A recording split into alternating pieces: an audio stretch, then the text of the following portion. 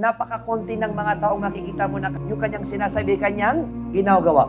Ilan na ba yung nagpo-preach ng sadaka pero siya pala ay kuripot? Sino na ba yung nagpo-preach ng maging mabuti pero itanong mo sa kanyang mga kaibigan ang sama pala ng ugali? Napaka-list na nakikita na tinatao na they act upon their ilmo, their knowledge. Read the stories of good Muslims. Yung mga kwento ng mga sahaba, yung kwento ng mga ulama, before and in the present time, kasi nakaka-inspire.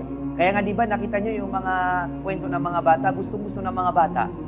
Kasi alam nyo yung kwento, kahit matatanda, gusto nila ng kwento. Kaya nga ang Quran, punong-puno ng kwento kasi alam ng Allah ng mga tao ay gusto ng kwento.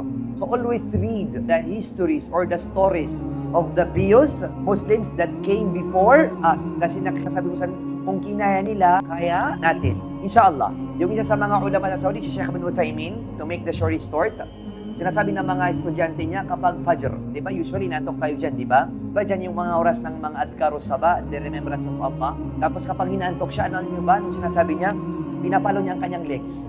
At anong sinasabi niya sa kanyang sarili?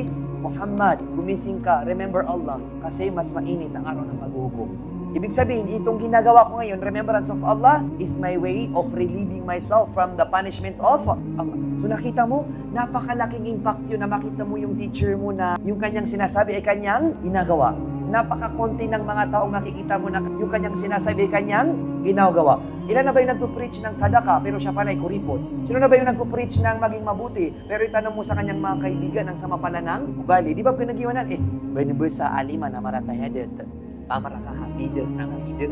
Napaka-list na nakikita na tinatao na they act upon their ilmo, their knowledge. Napaka-konti.